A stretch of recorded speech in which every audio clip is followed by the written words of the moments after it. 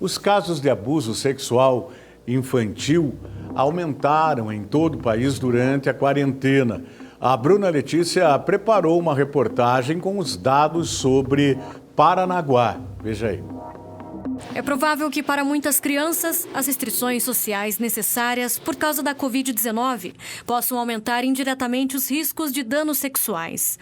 Confinadas em casa grande parte do tempo, sem acesso à escola e isoladas de redes de apoio protetoras, como amigos, professores ou familiares, essas crianças ficam mais vulneráveis a uma série de violências que acontecem, por exemplo, no ambiente doméstico. No Brasil, 90% dos casos de violência sexual e outros tipos de violência contra crianças e adolescentes ocorrem no ambiente familiar, praticados por quem tem o dever legal de proteger a vítima. De acordo com a delegada do Nucria em Paranaguá, houve um aumento global de notícias de crimes contra crianças e adolescentes, entretanto com um número não expressivo no período pandêmico. Em um comparativo com o ano de 2019, de março a setembro de 2020, foram 9 casos registrados a mais. Foram 42 casos para situações de crimes contra a dignidade sexual. Nos casos de lesão corporal, foram 14. Houve uma diminuição de 30% em relação a 2019.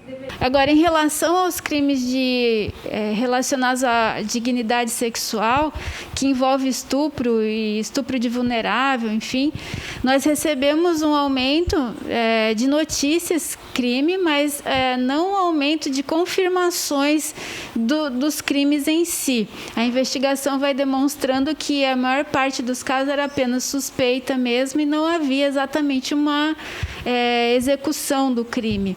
A gente recebeu uma diminuição dos casos de lesão corporal, agressão ou maus tratos contra a criança em relação ao mesmo período de 2019.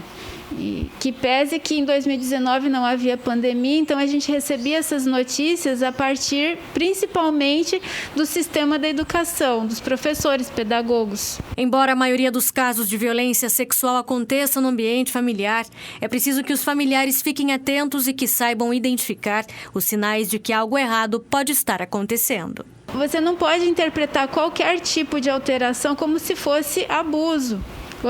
O efeito de um abuso. A melhor dica para enfrentar uma suspeita de abuso sem levantar um trauma emocional para a criança, porque às vezes ela não sofreu nada, mas a melhor forma dos pais buscarem entender o que aconteceu é levar a criança ao médico. As denúncias podem ser feitas através do Disque 100 e 181 ou procurar a delegacia mais próxima. Os casos de violência devem ser denunciados. O número é o Disque 100. Tá certinho, viu? Agora é um absurdo, né? Uma pessoa que abusa de uma criança, além de doente, é vagabundo, é sem vergonha. Porque fica dentro de casa, todo mundo dentro de casa. E veja bem quem é que abusa da criança. É o pai, é o tio, é o avô, é o irmão. E quando muito longe, o vizinho de um lado ou de outro. Não sou eu que estou falando. Os relatórios mostram isso, né? É um absurdo. E depois a questão psicológica de uma criança que é abusada. Às vezes a mãe sabe. Quantos casos nós já falamos aqui que a mãe sabia que a filha estava sendo abusada pelo pai, ou pelo namorado dela, ou pelo padrasto, e a mãe ficava quieta. Em alguns casos, absurdamente, até participava, fazia festinha com a criança e com o companheiro, e às vezes com o pai mesmo, o pai legítimo, o pai biológico.